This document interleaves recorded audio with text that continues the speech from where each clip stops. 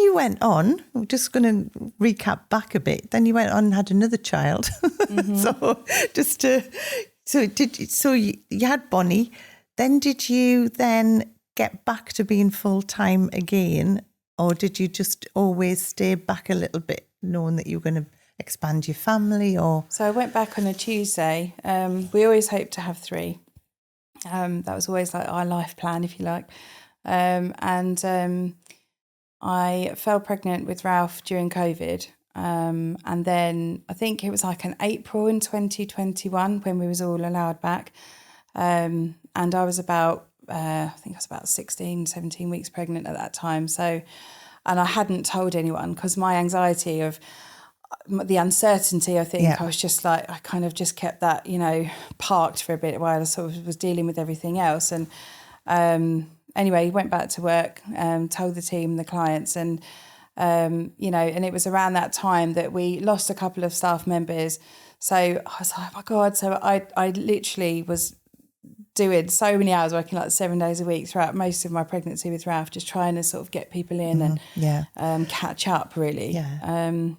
And then, then I left to have him, and shortly sort of went back to just doing Tuesdays really. It's just 1 day a week. So, and now he's going to be starting nursery. So I want to do maybe 2 days a week, going forwards from that. And then, some admin time as well to grow.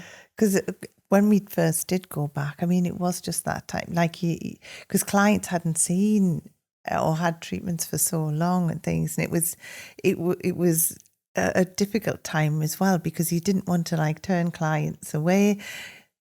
You wanted to welcome them back. And like you, I mean, see, I think there was a lot of businesses who lost team members because they decided that, like, they thought, the grass was greener on the other side. There is a lot. I always said, if someone hasn't burnt their bridges, keep in touch with them, because they'll likely be back. Because I think it was just that time where everyone thought, oh, I can do this and I could do that, and I could work on my own and things. And it was a time when there was a lot of change. But there's a lot of therapists now come back into the industry that left then. But yeah, it was. So you really had so much going on, because it was such a time where there was still uncertainty, because we still really didn't know whether there was going to be another pandemic hit or anything at another time. But yeah, I mean, as I say, hats off to you. You did it all beautifully, Thank you.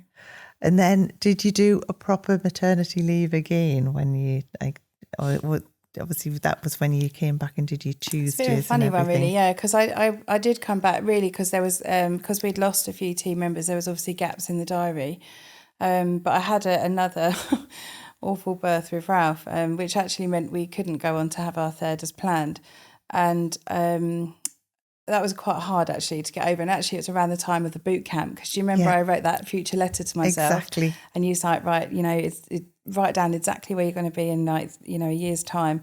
I was like, I'm pregnant with my third child. So when I received that letter back in the post, that was a hard read. Being a hard read. And I think, once I'd kind of accepted that actually that was, our new sort of chapter, if you like, and the children chapter had closed, if you like, that was I kind of absolutely just threw myself into education, I think, for like a distraction, and any webinar I could get on, any self-help book, the Let Them, or Feel the Fear and Do It Anyway, and anything that I could kind of get my hands on. I was kind of up in the night just trying to not feel that void. I don't mean to say that, but you know what I mean, just to get yourself distract back on, myself from that. Get yourself back on track, kind of thing, isn't it? Really, it's like because your life plan had changed. Because I kind of expected to be off with another, but then actually I was like, okay, right, this is going to be now my time to really knuckle down on the business. I've been doing profit first for X amount of years.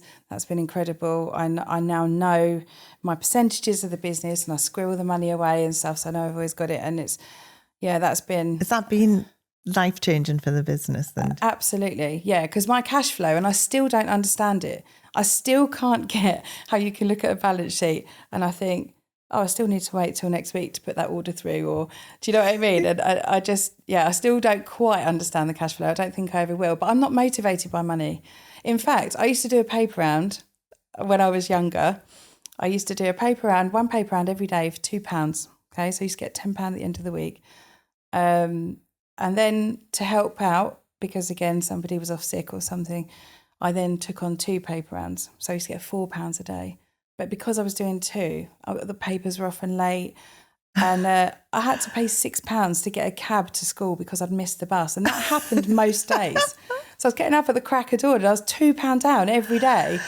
You know, that's what I mean. Like, I'm not motivated by money. It was, you know, the people whose door I was knocking on, you know, the people that couldn't get out, you know, it was all for them. So that's what kind of got me out of bed in the morning.